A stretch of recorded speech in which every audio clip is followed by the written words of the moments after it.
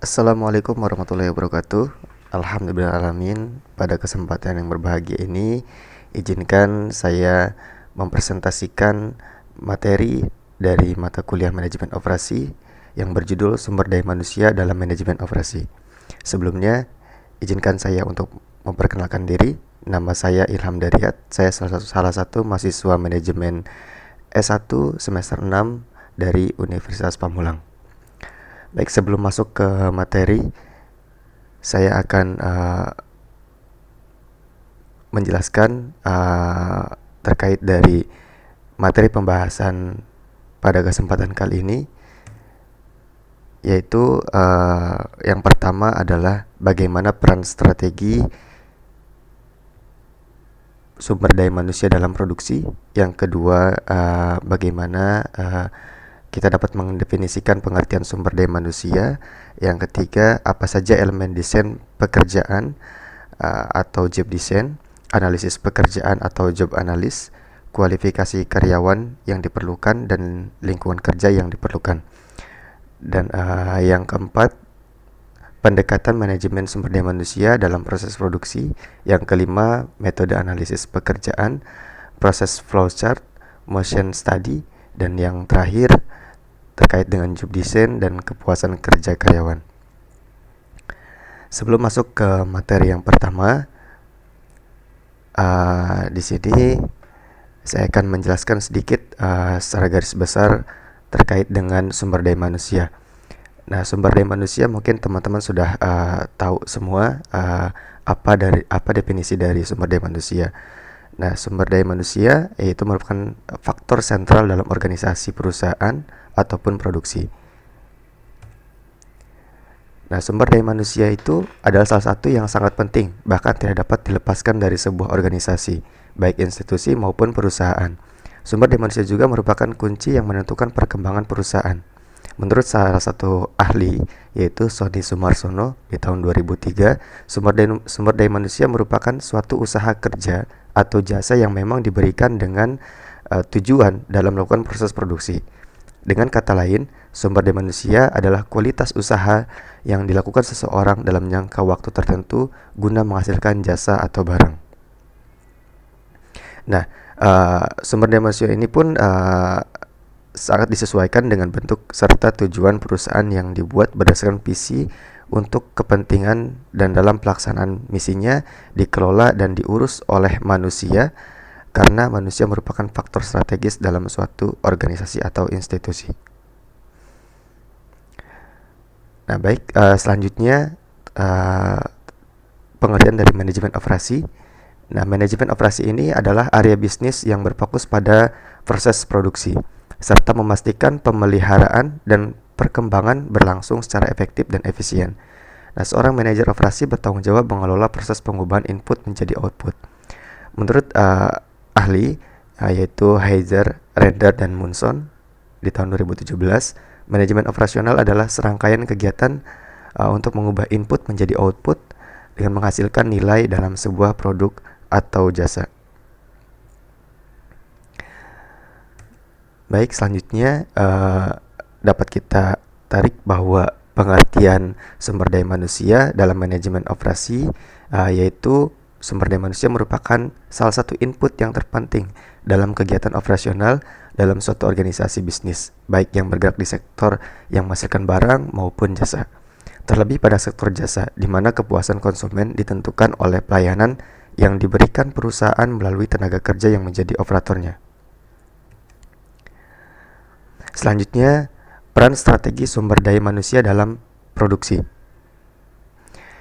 Nah, di tengah pesatnya kecanggihan teknologi, ternyata peran sumber daya manusia dalam menentukan keberhasilan perusahaan tidak bisa diabaikan.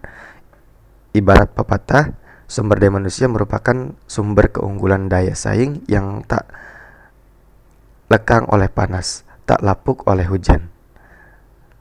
Nah, hal ini berbeda dengan teknologi produk dan proses produksi yang dinilai makin berkurang peran pentingnya sebagai sumber keunggulan daya saing. Nah, dalam pemasaran jasa, kesuksesannya juga tergantung pada sumber daya manusia yang dimiliki. Apalagi untuk mencapai hasil yang optimal. Diperlukan keterlibatan langsung antara penyedia jasa dengan konsumennya. Nah, di sini saya akan memaparkan peran sumber daya manusia dalam perusahaan jasa. Nah, peran sumber daya manusia dalam perusahaan jasa itu harus dibedakan untuk pengelolaannya lebih lanjut. Yang pada umumnya ini dapat dikelompokkan atas yang pertama, yaitu adalah kontraktor. Kontraktor ini adalah sumber daya manusia yang berhubungan erat dengan konsumen dan memilih aktivitas memasarkan secara konvensional. Nah, mereka memiliki posisi dalam hal menjual dan perannya sebagai customer service. Sumber daya manusia yang terlibat dalam peran ini membutuhkan pelatihan, persiapan, dan motivasi yang tinggi untuk melayani konsumen sehari-hari. Selain itu, peran ini pun dituntut memiliki kemampuan untuk bersikap responsif dalam memenuhi kebutuhan konsumen. Yang kedua, modifiers, yaitu sumber daya manusia yang tidak terlibat secara langsung dalam aktivitas pemasarannya. Nah, kontak dengan konsumen yang dilakukan sehari-hari saja mereka sangat sedikit. Jadi peran ini pun memang sangat penting. Oleh karena itu, mereka harus mempunyai pandangan yang luas tentang strategi pemasaran jasa perusahaan. Nah, modifiers ini memerlukan keahlian untuk dapat menjalin kerjasama yang erat dengan para konsumen. Yang ketiga yaitu adalah influencer. Nah, influencer ini mempunyai peran sumber daya manusia yang lebih berfokus pada implementasi dari strategi pemasaran perusahaan. Nah, tugasnya antara lain mencakup pengadaan riset dan pengembangan. Nah, terus seorang influencer juga harus memiliki potensi kemampuan untuk menarik konsumen melalui hasil yang diperolehnya. Keberhasilan dicapai dengan standar keinginan konsumen. Influencer juga diberikan kesempatan untuk berhubungan dengan konsumen agar hasilnya lebih baik. Dan yang terakhir adalah isolated, yaitu sumber daya manusia yang berada pada peran ini tampaknya akan sulit berhasil apabila tidak mendapat dukungan yang memadai dari manajemen, terutama untuk memotivasi mereka. Nah, SDM ini harus diarahkan untuk mengetahui perannya serta strategi pemasaran perusahaan sehingga mereka dapat berkontribusi lebih optimal bagi perusahaan. Baik, selanjutnya pendekatan manajemen sumber daya manusia dalam proses produksi. Pendekatan ini ada 3. Yang pertama, pendekatan mekanis atau klasik. Yang kedua, pendekatan paternalisme atau paternalistik. Yang ketiga, pendekatan sistem sosial atau human relation. Pendekatan mekanis atau pendekatan klasik ini adalah perkembangan di bidang industri dengan penggunaan mesin-mesin dan alat-alat elektronika membawa kemajuan yang sangat pesat dalam efisiensi kerja dalam pendekatan mekanis. Apabila ada permasalahan yang berhubungan dengan tenaga kerja, maka unsur manusia dalam organisasi disamakan dengan faktor produksi lain, sehingga pimpinan perusahaan cenderung menekan pekerja dengan upah yang minim, sehingga biaya produksi rendah. Pandangan pendekatan ini menunjukkan sikap bahwa tenaga kerja harus dikelompokkan sebagai modal yang merupakan faktor produksi. Nah, dengan hal ini, maka diusahakan untuk memperoleh tenaga kerja yang murah namun bisa dimanfaatkan semaksimal mungkin dan memperoleh hasil yang lebih besar untuk kepentingan pemberi kerja. Pendekatan ini cukup dominan di negara-negara industri barat sampai dengan tahun 1920-an. Yang kedua, pendekatan paternalisme atau paternalistik. Nah, dengan adanya perkembangan pemikiran dari para pekerja yang semakin maju, dari para pekerja yang menunjukkan mereka dapat melepaskan diri dari ketergantungan manajemen atau pimpinan perusahaan, mengimbangkan dengan kebaikan untuk para pekerja. Paternalisme merupakan suatu konsep yang menganggap manajemen sebagai pelindung terhadap karyawan. Berbagai usaha telah dilakukan oleh pimpinan perusahaan supaya para pekerja tidak mencari bantuan dari pihak lain. Nah, pendekatan ini mulai hilang pada waktu periode tahun 1930-an. Dan yang terakhir itu adalah pendekatan sistem sosial atau human relation. Nah, manajemen sumber daya manusia atau personalia merupakan proses yang kompleks dengan kekomplekan dengan kekomplekan kegiatan manajemen sumber daya manusia, maka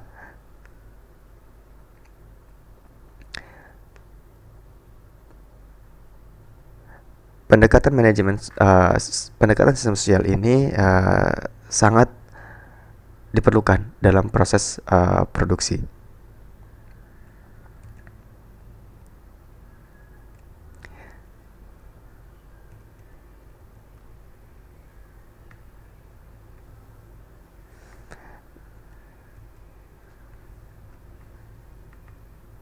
Baik,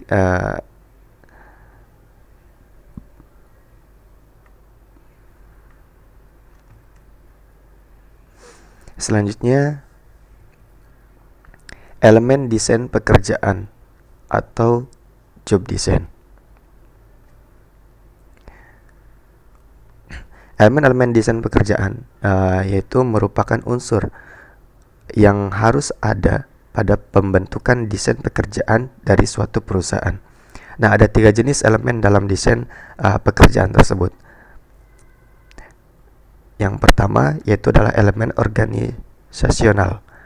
Nah, elemen organisasional pada desain pekerjaan bersangkutan dengan efisiensi. Pekerjaan-pekerjaan yang dirancang secara efisien mendorong karyawan yang mampu dan termotivasi untuk mencapai keluaran maksimum. Di antaranya yaitu adalah pendekatan mekanistik, aliran kerja, dan praktik-praktik kerja. Nah, pendekatan mekanistik yaitu dalam mendesain suatu pekerjaan atau perusahaan, kita perlu melakukan pendekatan tersebut. Nah, karena pendekatan ini bertujuan untuk merinci hal-hal yang perlu dipersiapkan dalam membuat suatu usaha. Nah, yang kedua itu aliran kerja. Aliran kerja ini merupakan alur dari desain pekerjaan yang akan dilakukan. Setiap pekerja atau staf akan lebih mudah menyelesaikan tugas jika aliran kerja ini dibuat dengan baik dan benar. Dan yang ketiga yaitu praktek kerja.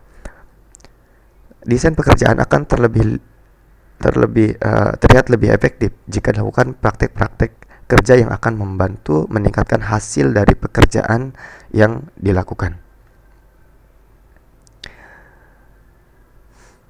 Nah, selanjutnya dari elemen-elemen desain pekerjaan atau job design, yang kedua itu adalah elemen lingkungan, yang dimana aspek kedua desain pekerjaan berkaitan dengan elemen-elemen lingkungan ini.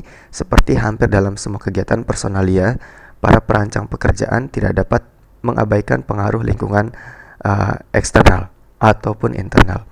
Nah, yang dimana dalam elemen ini ada 2 faktor yang sangat berpengaruh, yaitu adalah faktor internal dan faktor eksternal. Nah, faktor internal faktor internal perusahaan memiliki andil yang cukup besar dalam membuat desain pekerjaan. Pekerjaan yang akan dibagikan dalam bentuk tugas-tugas pada staf harus disesuaikan dengan internal perusahaan. Nah, faktor internal ini contohnya seperti modal perusahaan, kualitas pegawai, dan sebagainya. Selanjutnya faktor eksternal. Faktor eksternal datang dari luar perusahaan.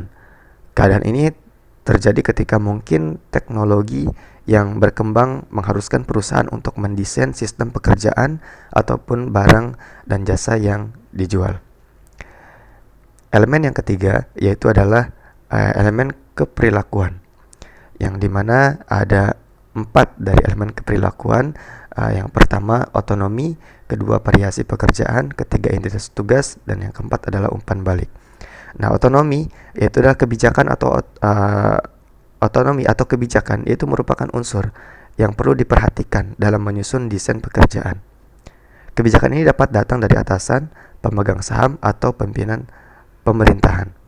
Nah, yang kedua yaitu variasi pekerjaan.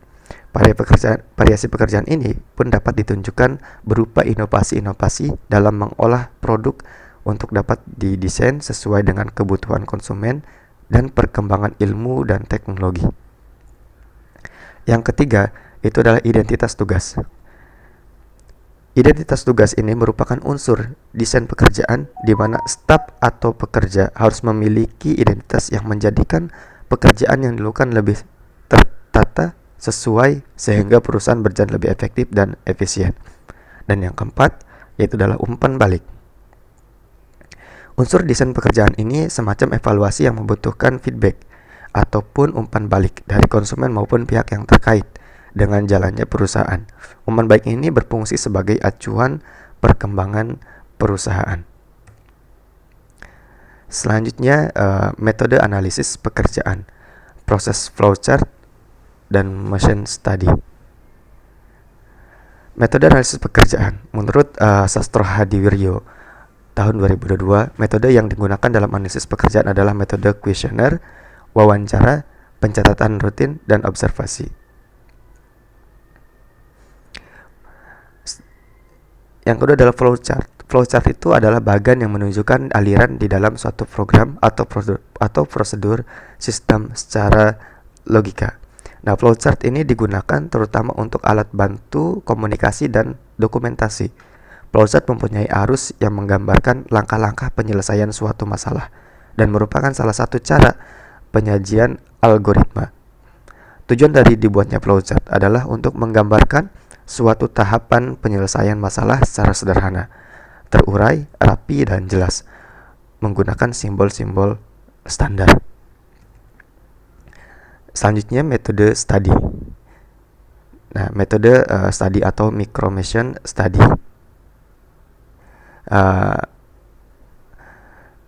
Motion study ini pertama kali dipublikasikan pada pertemuan American Society of Mechanical Engineering tahun 1912 oleh Gilbert. Nah, micro-motion study ini dapat kita definisikan yaitu adalah terkait dengan mempelajari elemen dasar atau subdivisi berdasarkan gambar, gerakan kamera, alat penghitung waktu yang secara akurat dapat menghitung interval waktu pada gambar film. Nah, metode ini menggunakan peralatan video TEV berkecepatan tinggi untuk menganalisa gerakan yang sangat cepat dan sedikit. Nah, tugasnya ini adalah menganalisa gerakan tersebut, kemudian mengulang secara perlahan di dalam laboratorium sehingga didapatkan waktu yang dibutuhkan untuk tiap-tiap gerakan. Nah, metode motion study ini atau micro-motion study yaitu adalah sebuah pembelajaran sistematis dari sistem kerja dengan tujuan yang pertama adalah mengembangkan sistem dan metode yang lebih baik. Yang kedua, menentukan standar waktu. Dan yang ketiga adalah melatih operator. Nah, itu adalah tujuan dari metode study. Selanjutnya, job design dan kepuasan kerja karyawan. Job design atau desain kerja merupakan faktor penting dalam manajemen, terutama manajemen operasi. Selain berhubungan dengan produktivitas, juga menyangkut tenaga kerja yang akan melaksanakan kegiatan operasi lembaga atau organisasi, sehingga desain kerja merujuk pada tujuan dan tugas yang harus dilakukan karyawan.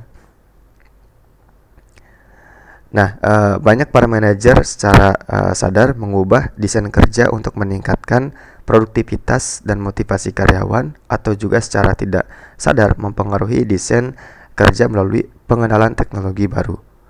Nah, menurut Nancy Hayer dan Urban Wimerlove, desain kerja adalah job design is the way in which this job will be performed. Yaitu adalah desain kerja yang merupakan hasil dari analisis pekerjaan, berfokus pada restrukturasi pekerjaan untuk menemukan bakat karyawan, meningkatkan kepuasan kerja mereka, dan meningkatkan kinerja organisasi. Desain kerja atau job design juga merupakan faktor penting dalam manajemen, terutama manajemen operasi. Ya.